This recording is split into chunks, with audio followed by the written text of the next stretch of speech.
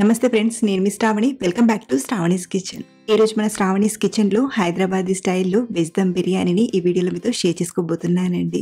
ఈ బిర్యానీ చాలా సింపుల్ గా తయారైపోతుంది.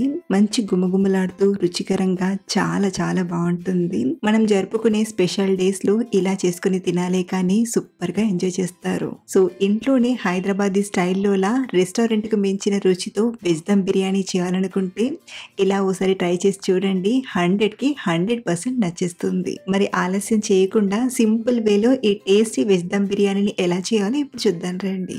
ముందుగా రైస్ ని కడిగి నానబెట్టడానికి ఒక బౌల్లోకి 2 గ్లాసుల బాస్మతి రైస్ ని తీసుకోండి. వెయిట్ వైజ్ ఇక్కడ నేను 500 గ్రామ్స్ వరకు రైస్ ని వాడుతున్నాను. సో ఇలా తీసుకున్న బియ్యాన్ని స్లోగా 2-3 సార్లు కడిగి తీసుకోండి. ఇప్పుడు ఇందులోకి సరిపడన్ని నీళ్లను తీసుకొని ఒక అరగంట సేపు నానబెట్టండి. ఇప్పుడు వెజిటేబుల్స్ వచ్చేసి మనం తీసుకున్న క్వాంటిటీకి ఈక్వల్ గా వెజిటేబుల్స్ ని తీసుకోండి. లేదా ఒక 350 గ్రాముల నుండి 400 గ్రాముల వరకైనా తీసుకోవచ్చు. ఇక్కడ నేనైతే బీన్స్, క్యారెట్, క్యాప్సికమ్, ఆలు తీసుకున్నాను. మీరు కావాలంటే ఇందులోకి ఇంకా పన్నీర్, కాలీఫ్లవర్, బఠానీనైనా వాడుకోవచ్చు. సో ఇలా తీసుకున్న వీటిని ఇలా చక్కగా కట్ చేసి తీసుకొని ఒక గిన్నెలోకి తీసుకోండి. ఇందులోనే 1/2 టీ స్పూన్ పసుపుని, 1 టీ స్పూన్ కారం, రుచికి సరిపడా ఉప్పును తీసుకోండి. 1 కప్పు పెరుగుని తీసుకొని బాగా కలపండి. ఇలా కలిపి ఈ కూరగాయ ముక్కల్ని రెడీగా పక్కన పెట్టి మిక్సీ గిన్నెలోకి 1 టేబుల్ స్పూన్ ధనియాలను, 7-8 లవంగాలను, 4-5 యాలక్కులు, చిన్న దాల్చిన చెక్కను, అలాగే ఒక బ్లాక్ ఇలాచీని తీసుకోండి. అలాగే ఇందులోనే 1 టీ స్పూన్ జీలకర్రను కూడా తీసుకొని వీటిని మెత్తగా గ్రైండ్ చేయండి.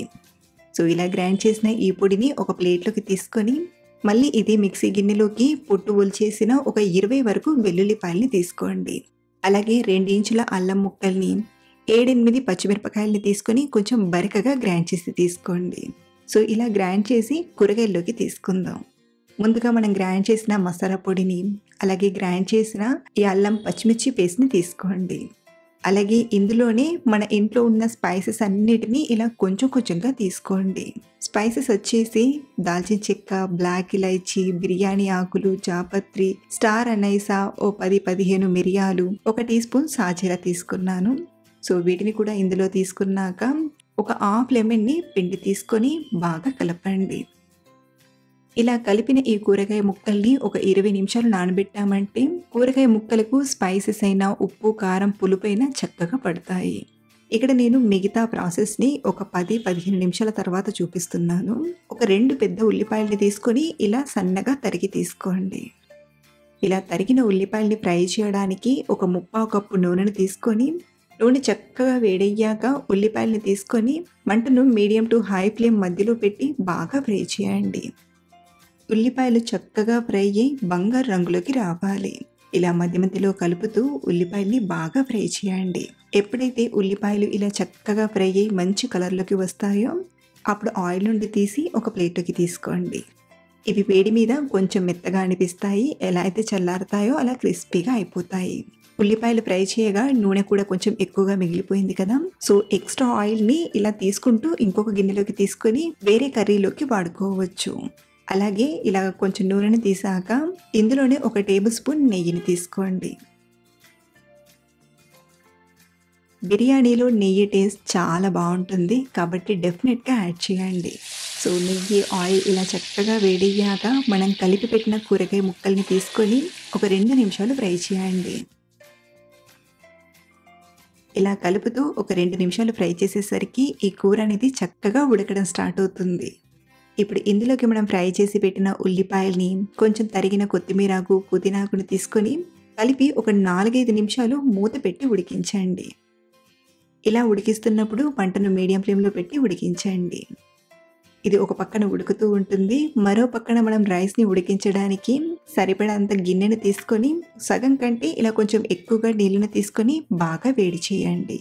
4-5 నిమిషాల తర్వాత చూపిస్తున్నాను. ఇలా మనం కూరగాయ ముక్కల్ని మరీ ఎక్కువగా కాకుండా ఈ టైంలో ఒక 50% ఫ్రై చేస్తే సరిపోతుంది. సో కర్రీని ఇలా ఉడికించాక స్టవ్ ఆఫ్ చేసేసి మూత పెట్టి రెడీగా పక్కనుంచండి. మరో పక్కన మనం తీసుకున్న నీళ్ళు కూడా వేడవడానికి వచ్చాయి. ఇప్పుడు ఇందులోకి 1-1.5 టేబుల్ స్పూన్ ఉప్పుని, అలాగే 1 టేబుల్ స్పూన్ నూనెను, మనం ముందుగా కూరగాయల్లోకి స్పైసెస్ అన్నిటిని కొంచెం కొంచెంగా తీసుకున్నాం కదా, అదే విధంగా మళ్ళీ స్పైసెస్ని కూడా ఇందులోకి తీసుకోండి.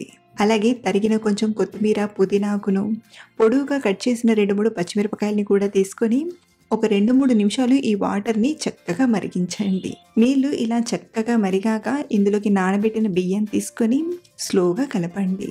రైస్ ఆల్రెడీ నాని ఉంటుంది కాబట్టి మనం ఎక్కువగా కలిపామంటే విరిగిపోతుంది. కాబట్టి ఇలా మధ్య మధ్యలో స్లోగా కలుపుతూ ఒక 70-80% ఉడికించండి.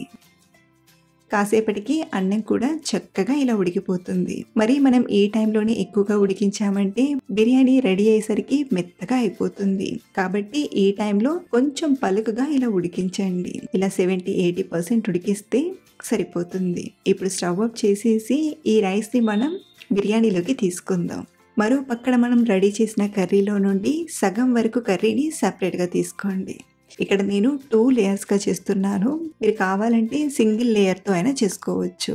సో ఇలా ఒక గరిటెడంతా కర్రీని పక్కకు తీసుకున్నాక ఇందులోకి ఫ్రై చేసిన ఉల్లిపాయ, కొత్తిమీరాకు, పుదీనాకుని తీసుకోండి.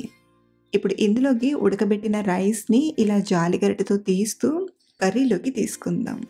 సగం వరకు రైస్ని ఇలా తీసుకున్నాక మళ్ళీ ఫ్రై చేసిన ఉల్లిపాయల్ని, కొత్తిమీరాకు, పుదీనాకుని తీసుకొని దీనిపైన కర్రీని లేయర్లా తీసుకోండి. ఇప్పుడు దీనిపైన మిగిలిన రైస్ని మొత్తం తీసుకొని మళ్ళీ సేమ్ మనం ముందు చెప్పుకున్నట్టుగానే ఫ్రై చేసిన ఉల్లిపాయల్ని, తరిగిన కొత్తిమీరాకు, పుదీనాకుతో గార్నిష్ చేసుకోవాలి. ఇప్పుడు చివరిగా మెయిన్ స్టెప్ వచ్చేసి 1 టేబుల్ స్పూన్ అంత నెయ్యిని కరిగించి తీసుకోండి. ఇందులోకి 1/2 టీ స్పూన్లో సగం పసుపుని తీసుకొని బాగా కలపండి. దీంతో మనకు బిర్యానీ అనేది అక్కడక్కడ ఎల్లో కలర్లో కలర్ఫుల్గా కనబడుతుంది. మీరు కావాలంటే దీనికి బదులుగా ఫుడ్ కలర్నైనా వాడుకోవచ్చు, లేదా కుంకుమ పువ్వునైనా తీసుకోవచ్చు. అలాగే ఇందులోనే ఒక 3-4 టేబుల్ స్పూన్ల ఉడికించిన రైస్ వాటర్ని తీసుకోండి. ఇందాక మనం రైస్ని ఉడకబెట్టాం కదా, అదే నీళ్లను ఒక 1/2 కప్ అంతా తీసుకోండి. సో ఇలా తీసుకున్న ఈ రైస్ వాటర్ని, నెయ్యి వాటర్ని అన్నం పైన మధ్యలో అంచుల చుట్టూ ఇలా తీసుకోండి. దీంతో మనకు దమ్ చేసేటప్పుడు అన్నం, కర్రీ అనేది చక్కగా దమ్ అవుతుంది. అలాగే అడుగున మాడిపోకుండా ఈవెన్ గా ఉడుకుతుంది. దీనిపైన అల్యూమినియం ఫాయిల్ కవర్తో కవర్ చేసి టైట్గా మూత పెట్టి దీనిపైన చిన్నగా ఇలా వెయిట్ పెట్టి ఒక 10 నిమిషాలు లో టు మీడియం ఫ్లేమ్ మధ్యలో దమ్ చేయండి.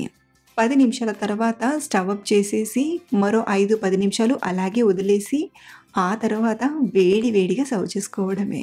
బిర్యానీ వండుతున్నప్పుడు ఇల్లంతా గుమగుమలాడిపోయిందండి. అలాగే బిర్యానీ కూడా మంచి రుచిగా కుదిరింది. మీరు కూడా ఇలా సింపుల్ వేలో ఇంట్లో ఒకసారి ట్రై చేయండి. రెస్టారెంట్కు మించిన రుచితో ఇంట్లోనే ఫుల్గా ఎంజాయ్ చేస్తారు. అలాగే మీరు ట్రై చేశాక మీకు ఎలా వచ్చిందో కింద కామెంట్లో చెప్పడం మర్చిపోవద్దు. మరిన్ని టేస్టీ రెసిపీస్ కోసం మన ఛానల్ని ఫాలో అవ్వండి. Thank you for watching.